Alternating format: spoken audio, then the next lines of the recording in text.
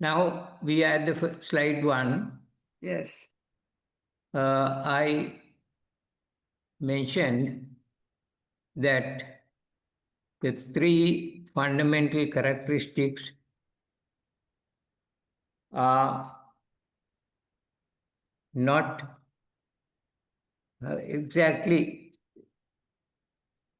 this translation, or the translations are not exact, but they are the most suitable available terms for anitya, anatma, and dukkha. For example, impermanence has to include the state of unsettlement of anything in the world at any given moment. In reality, nothing is in a settled state. Similarly, an individual thinks of who I am or my possessions and how I conduct myself when there is impersonality. The so-called self, by trying to grasp something which is continuously in a state of flux, gets disappointed, causing unsatisfactoriness. So this problem is eternally seen. So this is like the manifestation of 1 and 2 is the third one, unsatisfactoriness. So Buddha realized that it is best to start with unsatisfactoriness, and he started Dhammacakkappavattana Sutra, where Venerable Kondanya achieved some spiritual progress. Thereafter, he started the second sermon, Anattalakkana Sutta, where he covered all 3 fundamental characteristics and emphasized the validity of all 3 features. Coming to this second slide.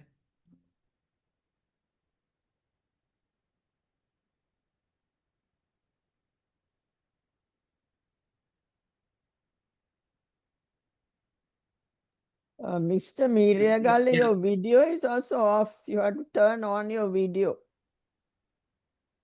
Yeah, it doesn't matter. Now, Doesn't matter. yeah, it doesn't matter. If you can see the screen. Yeah, we can see the screen. That's all that matters. Okay.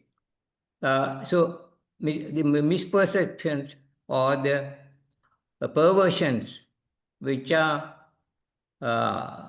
really the opposites of what is actually intended. Impermanence is seen as permanence, impersonality seen as personality, and unsatisfactoriness seen as satisfactory.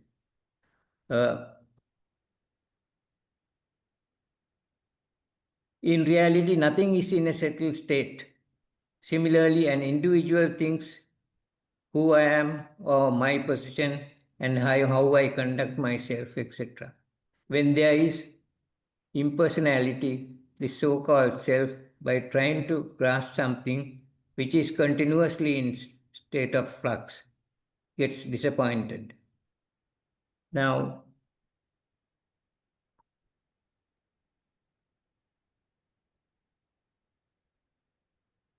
the perversions are a distorted view. Impermanence is seen as permanence, but in reality, nothing is at rest. Even at any given moment, everything is seen as a blurred picture without clear demarcations, mixed with each other, in a confused state. In Pali, words like viparinama are also used to emphasize the high degree of impermanence. If there is a personality, there should be a soul or self which has a mastery or a control of the physical or mental reality.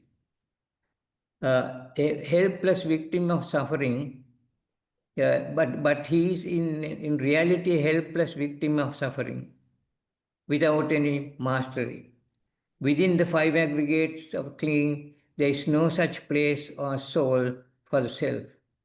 Personality is an unnecessary burden or even a parasite parasite entangled on the individual. As regards satisfactoriness, what is seen throughout the world is total disharmony and tragic conflicts due to grasping of properties or other attempts to take over the control of whatever possessions. Greed and desire for sense pleasures add to this disharmony. We come to the third slide. Now, the third slide shows the hidden dangers which are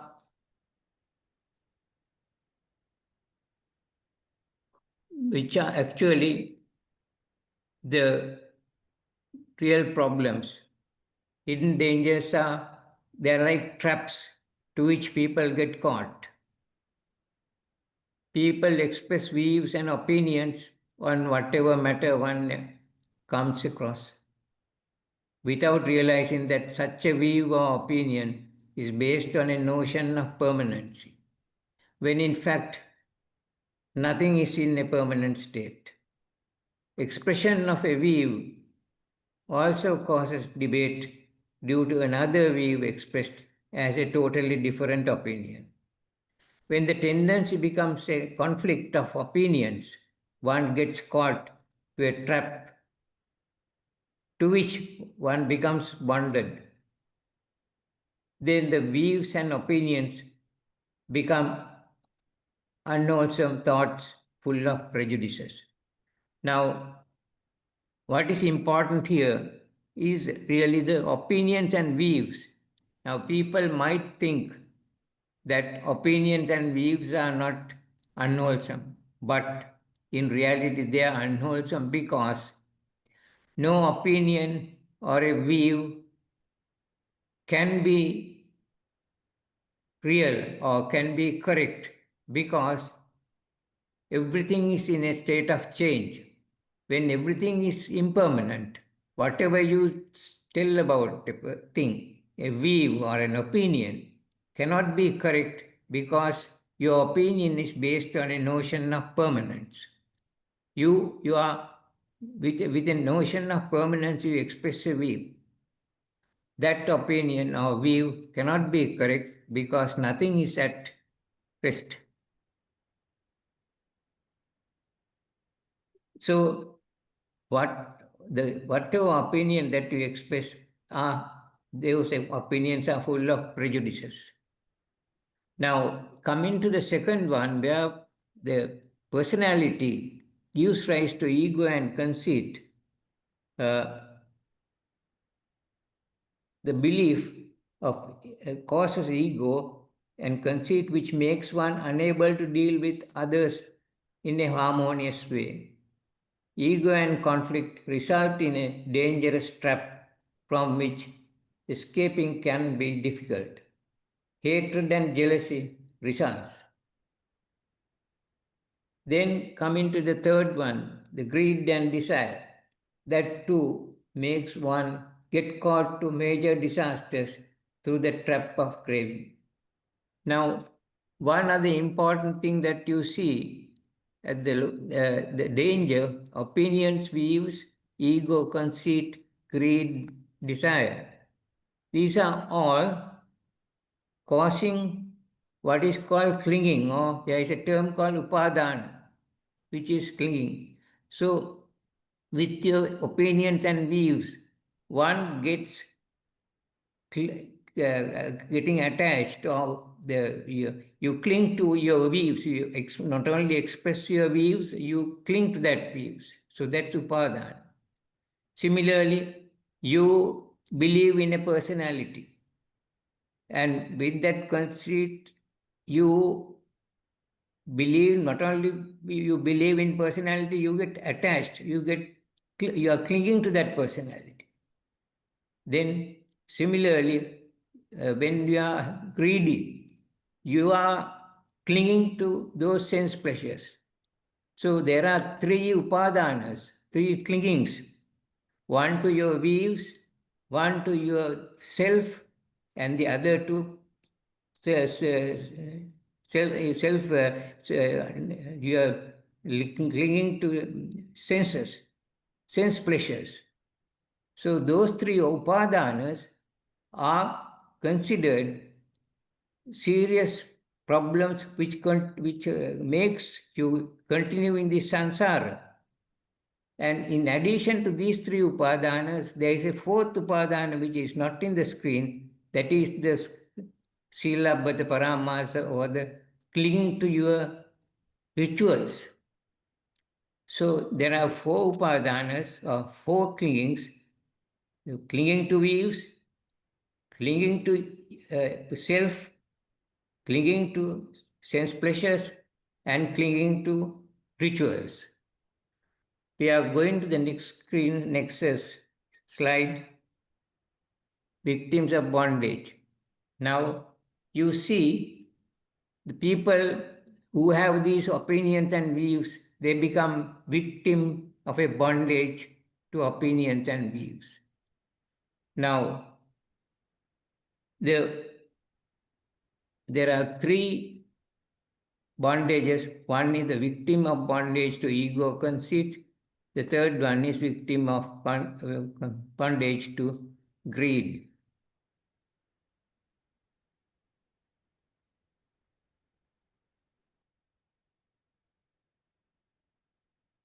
A person who holds on to a view or opinion seriously does not consider the validity of another view. This means the person is tied to opinion and is not free to consider another view. In fact, he is bonded to his view without being able to consider another view. Coming to the second type of victim, one who is stuck with his personality, is also a victim of ego and conceit. He will not be free enough to take independent, correct decisions in day-to-day life. He will have no freedom even to move around. Regarding the third bondage, as regards the third bondage, the greed,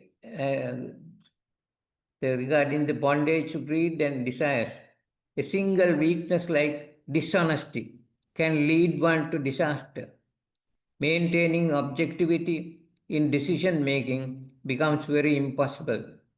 If one gets tied down to bondage of greed and desire. What is clearly seen is that all victims of bonds are suffering due to unwholesome thoughts. Now, these unwholesome thoughts, you will see, are opinions, views, ego, conceit, greed, and desire. So, now the problem prevailing can be solved with the help of appamada, prevention of unwholesome thoughts by appamada. This is the new slide. The title is Prevention of Unwholesome Thoughts by Appamada. Now,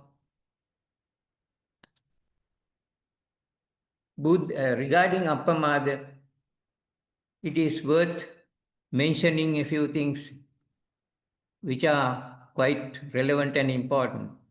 Buddha gave his final advice at the time of passing away, emphasizing the need to develop appamada.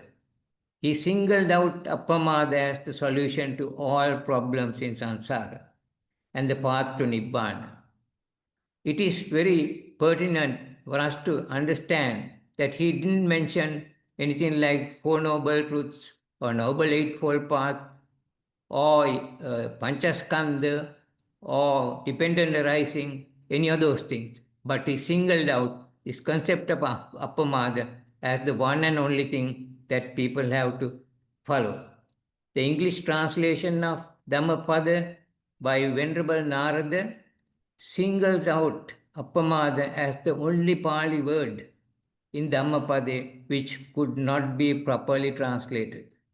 The closest meaning could be to maintain mindfulness and prevent all unwholesome thoughts, including greed, desire, ego, conceit, opinions, and views.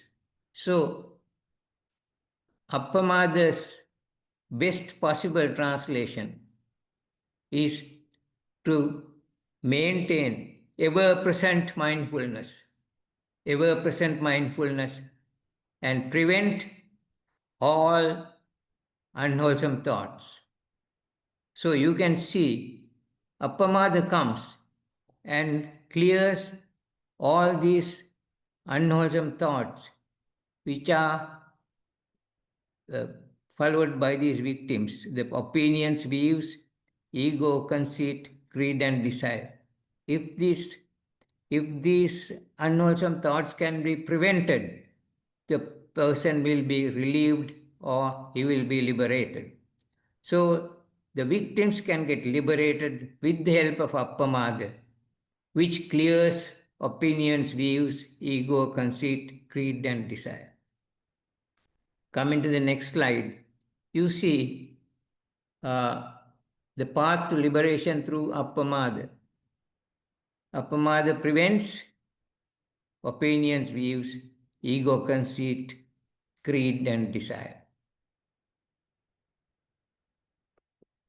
Now, regarding Appamada, there are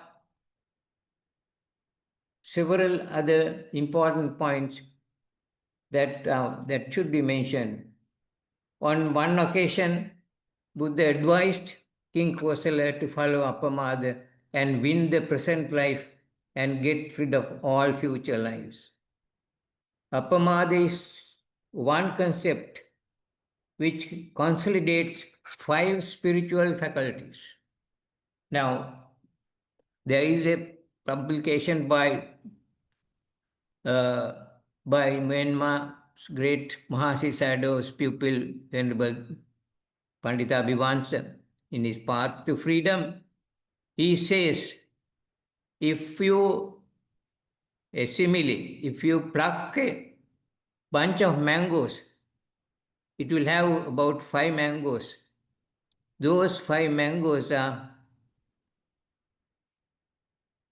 faith, effort, mindfulness, concentration, and wisdom. If the mangoes are those 5, the entire bunch is Appamada, according to that simile. So you can see the value of Appamada is something unusually important. Dhammapade, which is the single sacred volume of the entire Dhamma, devotes one whole chapter. It's 11 stanzas on Appamada. So Dhammapada has 11 stanzas and one whole chapter. And according to one simile, if all the concepts in the doctrine of the Buddha are compared to the great rivers of the world, Appamada can be compared to the great ocean spread throughout the world. So it is noteworthy that there are 14 suttas in the Sutta Pitaka by the name Appamada Sutta. So you can see how important Appamada is in preventing the opinions, views, ego, conceit, and all the other unwholesome thoughts, and relieve the human beings out of this bondage. Coming to the next slide. Path to liberation through Appamada. And you can see the first column. Impermanence becomes permanent. That was the perversion. And the opinions and views made the victim of bondage to views and opinions. And Appamada prevents opinions, views, and you get signless liberation, which is referred to as animitta. Animitta vimuktiya. Second column, impersonality was seen as personality, and it gave rise to ego, conceit, and the victim of bondage to ego and conceit found Appamada preventing the ego and conceit, and you get egoless or sunnata liberation. Now, the egoless liberation can also be referred to as voidness liberation, because it is void of all these personalities and so on. So, coming to the third column, unsatisfactoriness was seen as satisfactory, and the greed and desire made the victim of bondage or to greed and desire. The removal of greed and desire gave rise to desireless liberation. So,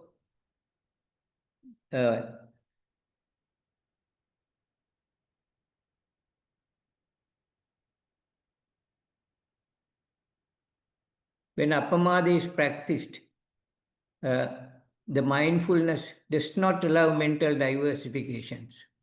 So, when appamada is practiced, you are actually meditating, or you may be even, you can be meditating, or you can be even doing your day-to-day work. Whatever happens, if your mindfulness is intact, you will be preventing all unwholesome thoughts. So, without unwholesome thoughts, the victims become free from bonds and achieve liberation. One who practices appamada will be protected by ever-present mindfulness, which prevents all unwholesome thoughts.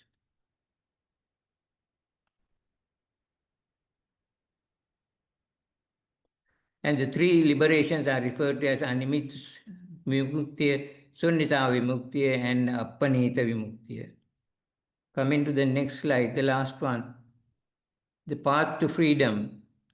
Now, you see, the path to liberation is promoted, or it's done by, it's the liberator. Appamada is the liberator, which prevents all unwholesome thoughts and make the person relieved of the bondage. And appamada is, as liberator, creates a situation of total freedom, which is the nirvana, the final liberation. Now, Dhammapada 23 gives that relationship between bonds and the Nibbana. Now, regarding this slide,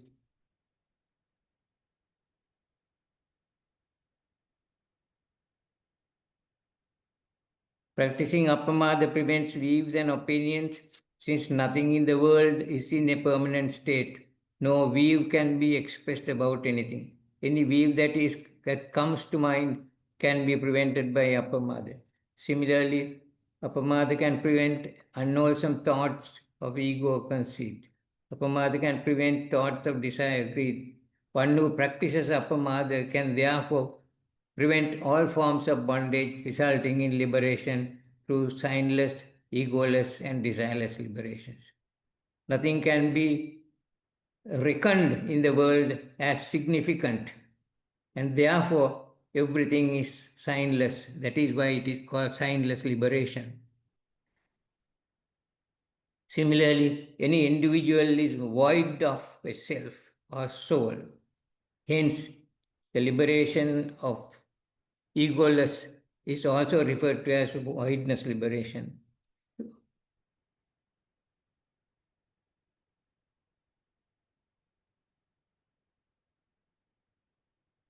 Now, in the last slide that you are seeing, if nothing in the world is reckoned as significant, result is signlessness. Even the individual cannot be considered as having a soul or self or personality, resulting in voidness liberation. Now, regarding personality, there is no personality which can grasp anything and get disappointed. There will be desireless liberation. This means all liberations are interconnected, and therefore one liberation results in the total liberation. This is an important point, which is, if somebody gets the total liberation of one of these, whether it is signless, egoless, or desireless, one liberation will give rise to the all three, because they are all interconnected. Even the tilakkana are interconnected. So the picture is really something which has some sort of a rational approach which gives a complete picture of the path to liberation. Now, I would like to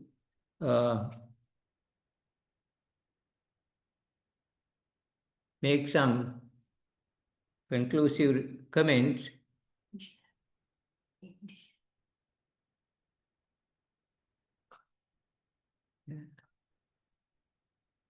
Yeah, can you see me now?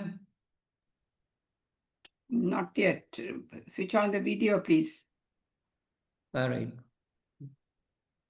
Can you see me now? Yeah. Can you see? Yes, can see, can see. Okay. Right. So, I am actually trying to give some conclusive remarks. The slideshow, even though it got affected in the middle, there was this, some sort of a stoppage, but I believe I showed all the slides. Yes, you did. Okay. And maybe... And they were very useful. They were very useful. Okay, right. Now, I am trying to, I wanted to do another slideshow, but that's not needed now, right now, I believe, to repeat it. Now, my comments relating to this conclusion is, there is our need to liberation. The opportunity is very rare. We are very fortunate. Then the doctrine, there is something important. This doctrine of the Buddha has so many important aspects. One is in the sutta, Ehi Passiko, come and see. Ehi Passiko means come and see. Anybody is open to check and see whether the doctrine is correct or not. Okay, come and see. Then there is another concept called doubt, vichikicha. If there is a doubt, clear the doubts. The doubt is expressed openly, and then you get the doubt clear. Then the third one is investigate.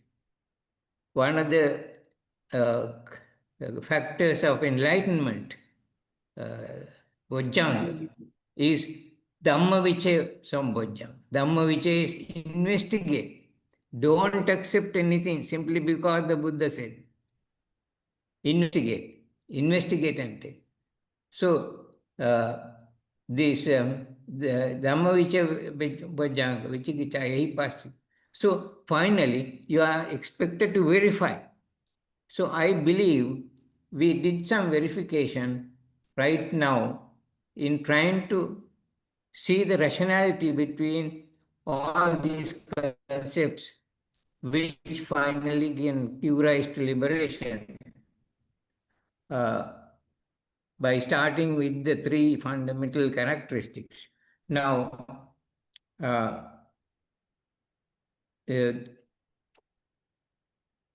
so what causes suffering? What causes suffering is the non-understanding of Tilakkana. If you can understand Tilakkana one by one, your suffering can end. Now, I want to just mention one or two things which I believe is relevant to the society. There is a need to, Video has gone off again. is it there now? No. Doesn't matter. Okay. Can you see? Yeah. Yeah. Okay. Now, I think I have to mention this, Manori, because we have to avoid certain irrelevant practices. Now, there may be too many practices within our Buddhist community which may not be of much relevance to the doctrine. So I think the practices, we know what they are. Sometimes these processions and, ceremonies and, quite a lot of things which they make distractions from our path, spiritual path. So and also the doctrine is, I think it's worth mentioning that it is in the Sutta Pitaka. In the Tripitaka, the Sutta Pitaka is the one that matters. So I think Good. there is a need to concentrate on the Sutta Pitaka, and which means we should not go astray. Now, as some sort of a guideline given by this program is to meditate. If your meditations that you do conduct can be on mindfulness, ever-present mindfulness, preventing unwholesome thoughts, and of course, the term Appamada includes prevention of unwholesome thoughts, words, and actions. But when you meditate, you can always prevent unwholesome thoughts coming into your mind. Now, we have to, other thing is, without getting stagnated, we have to keep on progressing. Meditation on maintenance of mindfulness to prevent unwholesome thoughts is very desirable. Also, relevance of mindfulness in day-to-day activities too could be very valuable. Now, we discussed not only Appamada, we discussed the 4 subjects for Upadanas. That is, your attachment to views, your attachment to yourself, your attachment to sense pleasures, and your attachment to rituals. Now, any person who is aiming at Nibbana, I believe the spiritual progress has to be through attaining Sotapanna. So, Sotapanna needs some sort of clearance of fetters. So, one of the fetters is the rituals. Another fetter is your belief in self. It's called Sakkaya Ditthi. So the 3 fetters are Sakkaya Ditthi, that is, you are believing in self, then you are getting involved in rituals, and the third one is doubt. Sakkaya Ditthi, Vichikiccha, Silabhata Paramasa. Those are the 3 fetters that are needed for Sotapanna level, which is really a very important factor that the meditators or the practitioners have to keep in mind. Now, I believe I have covered all what I had prepared, but I could have gone a little slower, but I think everybody managed to hear what I said, I believe. Is that correct, Manoj? Thank you very much. It was absolutely perfect the way you presented it, and in a very novel way of, showing the dangers. That was a wonderful slide. And Appamada, you showed, is much more than sati, just sati. Isn't Thank it? you. It's much broader than just sati, Yeah. which is what we hear. More than just mindfulness, it is ever-present mindfulness. Ever-present mindfulness, preventing all unwholesome thoughts. Yeah. So we had that in the Dhamma Gems last year. Yes, I must tell you, I think Dr. Samar Singh had given an article on Yes. Appamada, Yes. but I have now linked that to the 3 fundamental characteristics Yes. and the 3 liberations. So Appamada comes in the middle. Thank you very much. It was an absolutely useful, brilliant presentation. I think a wonderful start to the new year, the first week after the start. I think we'll open for questions, I'm sure. I think though there was that hiccup, once again, starting from the first slide makes it very good for the recording. Thank you. It all worked out very well in the end. Any questions? I'm sure Mr. Miriyagalla will be happy to answer questions. Yes. Mr. Miriyagalla, that was an absolutely brilliant talk. And I mean, you put it down, I mean, you brought everything down to Appamada and you explained it so clearly. So much merit to you and thank you very much. It was very practical also. And I think we can all start practicing what you have explained to us so very clearly. Thank you very much. Thank you.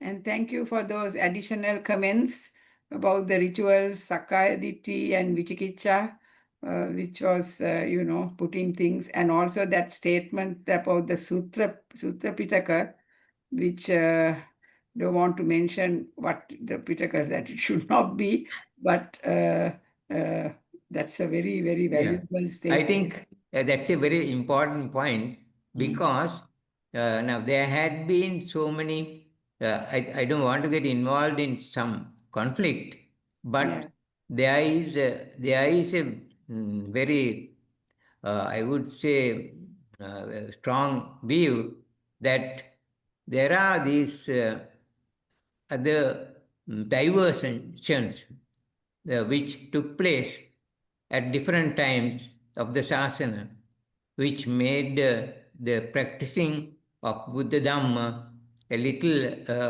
heretic. And so it's a matter for further study and further discussion.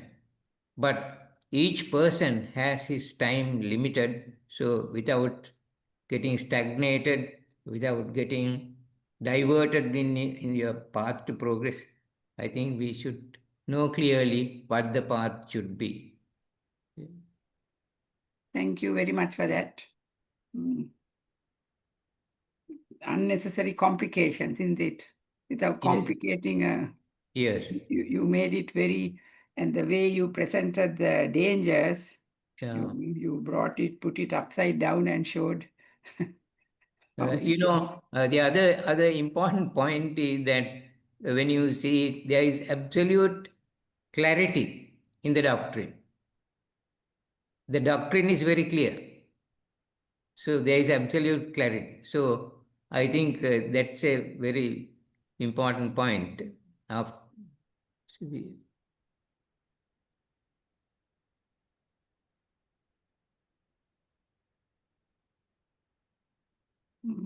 Excellent. Any other comments?